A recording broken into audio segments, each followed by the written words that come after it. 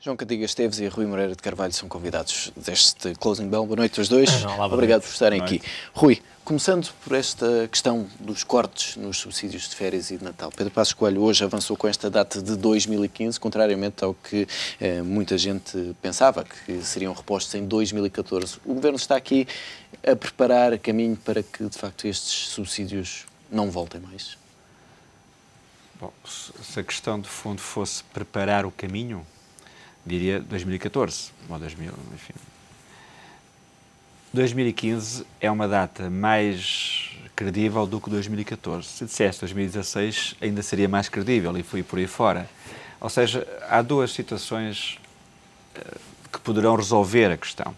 A primeira é haver maior competitividade, ou seja, nós conseguimos criar riqueza e, através daí, ser remunerados. A segunda é haver cortes na despesa. E a corte na despesa ser feita de uma forma mais eficiente, ou seja mitigar a questão da redução dos subsídios ou dos ordenados, que no fundo é disso que estamos a tratar. No limite, o que aconteceu foi que houve, como é que isto foi apresentado em termos globais, foi um corte na despesa em 800 milhões. E agora é preciso encontrar substituto. Portanto, o Governo teria de ter novamente essa almofada. O Governo não tinha alternativas. A conseguir inscrever no orçamento novamente o pagamento destes 14 meses. O Governo não tinha alternativas por imensos motivos. Dois deles pode ser. A primeira imagem que passou é que estava a cortar na despesa. O que é mais interessante para quem está a emprestar é se estamos a atacar a receita, os impostos, ou estamos a cortar a despesa. A imagem que passa é que estamos a cortar na despesa, portanto, é a imagem mais credível que nos está a ajudar. Hoje emitimos dívida, vamos à frente falar, de uma forma muito melhor em termos relativos do que Espanha. Pior em termos de nominais, mas em termos relativos foi melhor porque estamos numa tendência mostra uma trajetória diferente. Bom, a segunda questão, estávamos a falar de um governo que estava em funções há 3 meses e tinha que apresentar cortes. E, de facto, o orçamento não dava outra medida que não fosse aquela. O aspecto negativo, começando pelo aspecto negativo disto, é que ninguém quer diminuir o seu rendimento disponível. Eu estou a falar por mim, que também sou funcionário, digamos, que sou atingido por estas medidas, portanto, o corte de dois meses. A parte positiva é que, pelo menos, ficamos a pensar que não vamos ter. E, no limite, iremos ter. Portanto, pode ser uma surpresa positiva aqui. Positiva e, pelo menos, não criarmos expectativas de despesa. Porque o pior que pode acontecer é nós criarmos expectativas que o problema está resolvido. O problema não está resolvido. E o problema, que é o problema de um ajustamento, quando nós falamos a questão da austeridade, chama-se ajustamento, que é gastar aquilo que nós ganhamos. João Cantiga Esteves, e regressando, estes subsídios podem regressar diluídos nos 12 meses de ordenado, de forma a facilitar aqui as operações de tesouraria, ou não faz grande diferença a forma como voltam? A resposta direta da minha parte e a minha opinião é que sim, mas agora gostava só de enquadrar um pouquinho também a questão colocada, que é, eu julgo que este tema é no mínimo prematuro, toda esta discussão não sei se fará muito sentido. Porquê? Porque estamos a falar, de facto, de uma medida forte, emblemática, mas estamos a falar de um plano bastante global, com metas que têm que ser cumpridas, com objetivos que estão pré-definidos e, portanto, isto faz parte, enfim, de um percurso que nós estamos a fazer. E aquilo que me foi dito, e muito bem, tem a ver com, quando olhamos para o nosso orçamento, obviamente que salta à vista as despesas com pessoal. E, portanto, naturalmente que vai ter que haver um esforço muito, muito grande para cumprir as metas, para equilibrar o orçamento, portanto, através da redução do déficit. Vai ser preciso esforços muito grandes e é muito difícil escapar à grande rubrica dos custos com pessoal. Bom, ora bem, qual é a alternativa, eventualmente a esperança? É que, ao nível das reformas, se consiga, no fundo, reduzir os ativos na função pública. Porque eu duvido que haja muito mais alternativas do que esta. Isto é, ou conseguimos, de facto, reduzir de uma forma significativa, aliás, como está previsto e como faz parte também do plano da Troika, a redução, no fundo, dos funcionários públicos, dos efetivos que estão, e então aí, eventualmente, poderá haver a retoma dos ditos subsídios, Ou então, se essa reforma não der resultados, não conseguimos uma redução substancial, vai ser muito difícil não olhar para os salários e percebermos de uma forma ou de outra, com um nome ou com outro nome, o que é que se tem que fazer. Porquê? Porque já foi dito por duas razões. Primeiro, porque as despesas com pessoal têm um peso fortíssimo no Orçamento de Estado. E segundo, é o tal problema da competitividade. Já se percebeu que também há aqui um problema de competitividade que passa, se quisermos, pela relação da massa salarial e a respectiva a produtividade que ela tem. E, naturalmente, mais uma vez, voltamos aos salários. Eu julgo que é muito prematuro falar nisto. Percebo que em termos políticos, agentes políticos, enfim, hoje foi um dia completamente inacreditável de conversa para trás e para a frente, para trás e para a frente, porque eu acho que é muito difícil, para não dizer impossível, mesmo aos agentes políticos, ao governo, garantir o que é que seja.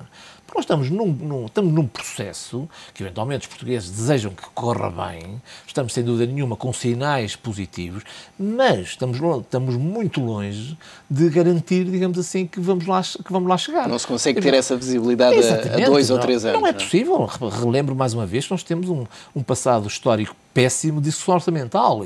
Se bem que aqui também importa dizer e relembrar que, curiosamente, uma das rubricas que tem saído bem, nomeadamente na discussão orçamental, a última, foi as despesas com pessoal que caíram 8%. Portanto, não há dúvida nenhuma que há aí sinais muito importantes. Portanto, eu acho que é muito prematuro e é um diálogo que até me preocupa e até assusta, porque esta distância, o que vai acontecer é, mais uma vez, criar expectativas, eventualmente depois as pessoas ficam zangadas se não acontecerem, e tudo isto parece-me, digamos, muito cedo para estar já a tomar decisões com caráter definitivo.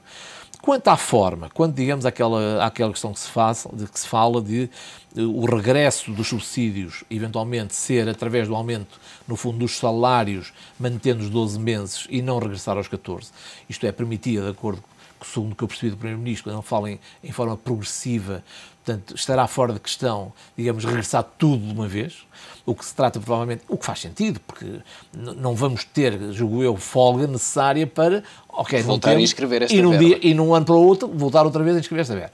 Portanto, aquilo que depreendia é que, eventualmente, havendo a possibilidade de o fazer, que vão ser repartidos progressivamente pelos 12 meses do ano. O que eu julgo que essa é uma medida positiva. Aliás, eu julgo que nós, no passado, para além da substância, há a forma. A nossa forma de remunerar, a nossa forma de pagar, digamos assim, às pessoas é muito complicado. É o ordenado, mais preciso disto, preciso daquilo e tal. É muito complexo. Eu acho que mesmo até ao nível das empresas, por isso se queixam, porque o processamento, digamos assim, salarial é muito complicado. Daí eu acho que alguma simplificação é importante. E, de facto, já houve várias discussões no passado que explicar os 14 meses às vezes é complicado. Mas o que é isso? 14 meses? São 2 meses, mais 2 meses, em que não há trabalho, mas há remuneração. De facto, não é fácil de explicar. E relembra a tradição anglo-saxónica em que, por exemplo, nos Estados Unidos há um salário anual. Pronto, o salário é discutido anualmente e depois logo se vê como é que é repartido. E, por outro lado, também, parece-me, enfim, isto pode ser um bocado polémico, é que os 14 meses é, de certa forma, também passar um estado de minoridade aos cidadãos. Quer dizer assim, olha, vocês não conseguem tratar da vossa vida. Portanto, agora eu vou guardar-vos o subsídio de férias, porque senão vocês não conseguem ter férias. Exatamente. Vamos guardar o subsídio de Natal, porque caso contrário não conseguem dinheiro para as prendas.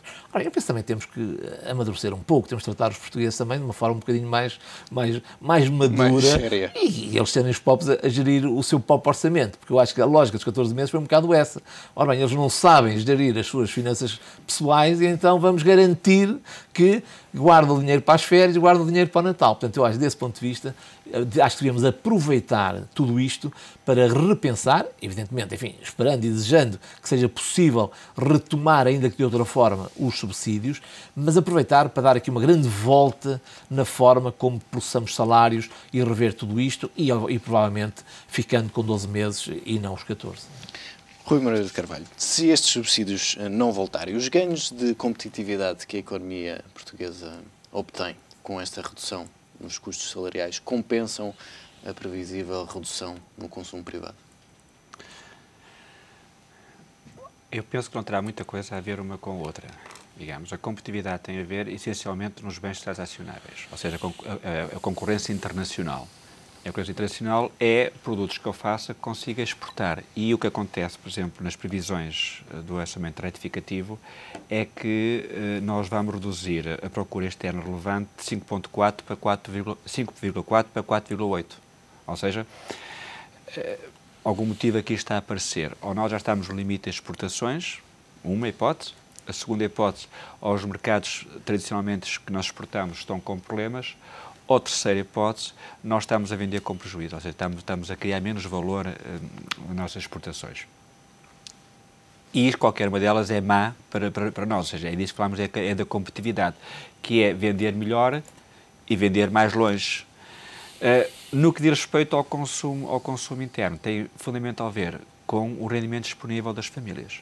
E esse está a reduzir e vê-se, nós vemos no dia-a-dia, nos restaurantes, vemos nas filas de gasolina, vemos no trânsito, e podemos mesmo perguntar se é bom ou se é mau no curto prazo. É negativo, porque nós temos hábitos, mas a médio prazo, eu vivia em Bruxelas em 96, andava de bicicleta, íamos de metro para o local de trabalho. Aqui não há esse hábito. As pessoas gostam de carro, parar o carro e nem que seja em cima de passeio, depois não passa a pessoa com a criança. Ou seja, esta crise está-nos a obrigar a todos, aqui não haverá exceções, a mudarmos hábitos. Hábitos não se mudam num dia. Hábitos precisamos de um período longo de tempo para mudar a cultura, não é? Vamos ver. Agora, o que está a acontecer também é que empresas mais ágeis, agora a terceira dimensão e última, é o empreendedorismo. Ou seja, as pessoas são obrigadas a criar soluções. E criar soluções passa por inventar e inovar a nível de produto, ao nível de serviço, ao nível de mercado e de organização, nomeadamente parcerias. As pessoas estão a conversar mais para procurar alternativas, seja de mercado, seja de produto. Estão a ajudar-se mutuamente a encontrar soluções. Isso é um ganho de competitividade. E nisso a crise está a sentir, e eu tenho, nomeadamente, duas empresas, colegas de curso, que eles exportam e não têm endividamento. Eles dizem que o mercado, o problema deles é a marca portuguesa. É dizer que o produto é feito em Portugal. A imagem que nós podemos ir à falência, que não temos continuidade.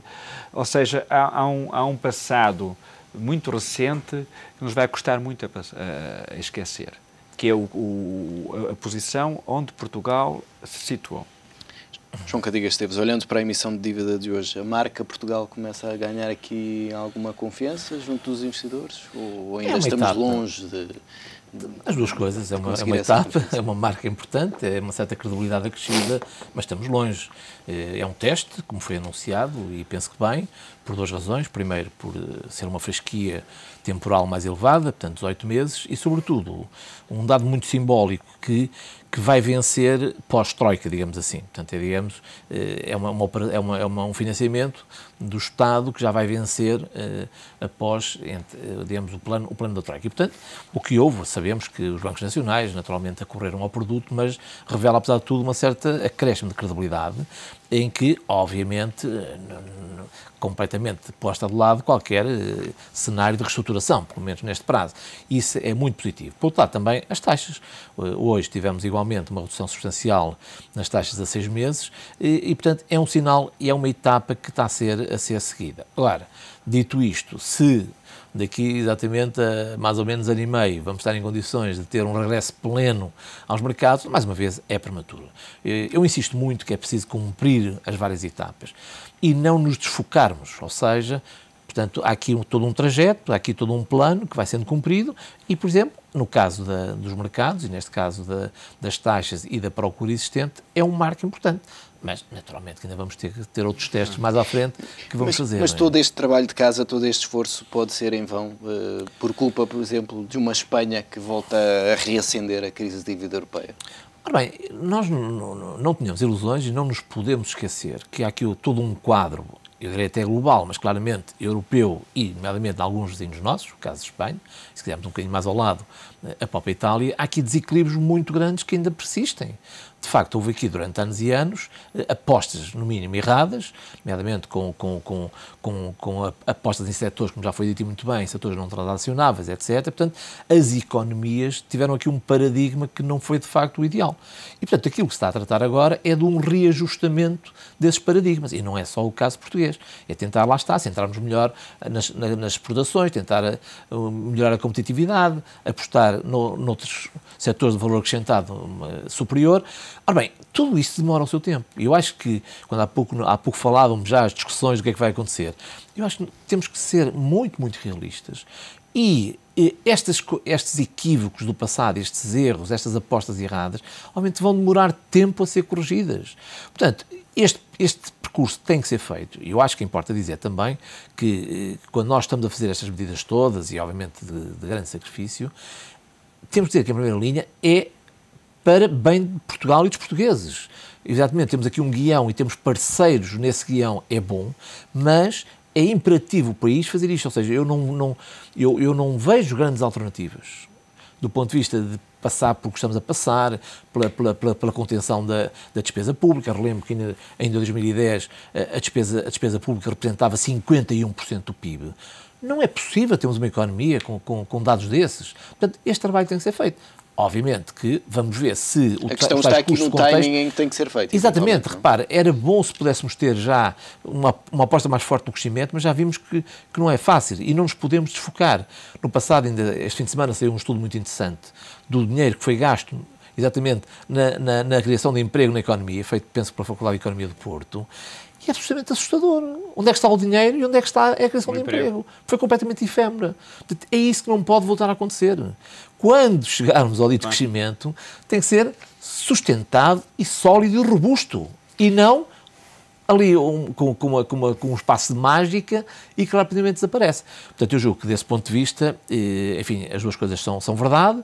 Estamos a fazer o trabalho de casa, há pequenos sinais, nomeadamente ao nível dos mercados, com esta colocação, mas estamos muito longe do fim. Aliás, isto é uma frase um bocado irónica, mas eu julgo que seria muito interessante, e pode parecer pessimista, mas é otimista, podemos vir a dizer que 2012 vai ser o pior ano de todos. Ou seja, esta provavelmente é a frase que pode parecer mais otimista. Mas é otimista, que é que, de facto, não há a menor dúvida que 2012 vai ser muito, muito mau. Esperemos que seja o pior ano de todos. Gostaríamos, então, eventualmente, a inverter a nossa trajetória. E há uma questão que tem piada, Ruben, que é típica portuguesa, lembrando esta questão que nós, a tendência de prolongar.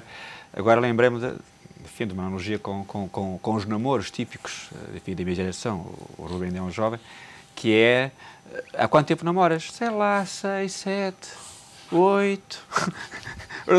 Isto vai dar em quê? Que se resolvam depressa. Resolvam depressa e façam o que têm a fazer. E dois dados que são importantes. Ainda ontem a Nouriel Rubini falava no divórcio da zona euro, precisamente. Já estava com uma visão bastante mais pessimista. O Rubini tem que rever um bocadinho melhor os seus dizeres, porque no último ano tem ali algumas frases que... Enfim, e vai dizendo as coisas... O que ele diz uma verdade que não quer dizer que seja uma conclusão correta. O que ele diz é que há regiões da economia que está em crise, são trabalhos, ninguém duvida disso, e que essas regiões formam um bloco, também ninguém duvida disso. Só que o que ele também não pode refletir é que o próprio centro, que de facto é mais rico e tem mais competitividade e tem excedentes orçamentais, via competitividade, necessita do Sul para o seu equilíbrio monetário. Ou seja, se ele ficar com moeda sozinha, porque isto da evolução cambial não tem a ver com vontades próprias de cada Estado. O Estado não consegue manter uma moeda alta ou baixa de uma forma indefinida no tempo. Viu-se o que é que aconteceu com a Inglaterra com a Libra, né? Na década de 90. E então este equilíbrio para a Alemanha interessa também que haja países com problemas como nós, em termos de déficits orçamentais, para que tenham uma valorização cambial falsa da sua produção. Portanto, eu penso, e finalmente há uma outra dimensão, há uma outra dimensão que nós europeus nos lembramos sempre. E Deus queira que eu não esteja correto na minha análise, que é, se o euro acabar, nós poderemos estar muito perto de uma guerra. Porque o intervalo de tempo que a Europa teve sem guerra, desde a última, este foi o maior de todos. E foi porque houve o mercado do ferro e do aço. Portanto, o que nos une é mais daquilo que a diferença. E só um europeu percebe o quanto é importante a paz. Os outros Estados, nomeadamente Estados Unidos, ou Japão, outras moedas, têm problemas diferentes. Repare que a China precisou de Mao Tse-tung para ter uma China teoricamente una, porque até eram várias Chinas sob o mesmo espaço de bandeira, e por isso é que ele tinha ciclos de convulsões internas. Ora, a noção que nós temos de Estado e de nação na Europa é muito diferente dos Estados Unidos e dos americanos. Nós temos aqui uma convulsão regional, vejamos Espanha. Mas aqui, pronto, esse aspecto do que resolvamos depressa, completamente de acordo, que namore, case logo e que resolva, e se for para divorciar, pelo menos que se case primeiro. Agora, um outro aspecto também que é relevante, permita-me só que deixe hoje, que é, desta versão do orçamento retificativo, foi a transferência do reforço de dotação orçamental de 6.300 milhões de euros, que estava no sistema financeiro e que o Estado substitui. Aqui temos mensagem boa e mensagem má. Ou seja, nomeadamente a RFR, o Parque Escolar, Estados de Portugal, Viana Polis, a Autónoma da Madeira, ou seja, o Estado, o Tesouro, vai emprestar diretamente a essas instituições. Substituindo a banca. Grande parte da banca não era banca portuguesa, eram financiamentos internacionais, o que mostra bem a falta de credibilidade que Portugal tem em que os outros bancos querem livrar-se de dívida portuguesa. Mas o outro aspecto positivo é que, ao retirar parte deste dinheiro, também está na banca portuguesa. Ao retirar da banca portuguesa para o Tesouro, liberta capitais para as pequenas e médias empresas. Portanto, é outra parte muito interessante. Estamos a falar, no caso concreto, 3.300 milhões que sai do sistema financeiro para o Tesouro. Atenção que isto no Tesouro está mal lá. É que é uma dívida que vai ter que ser paga, não é? Enquanto na banca podia ter outra gestão. Outro cuidado, outra negociação. Rui Moreira de Carvalho, João Cantigas Esteves, muito obrigado por estas explicações e esta presença no Closing Bell.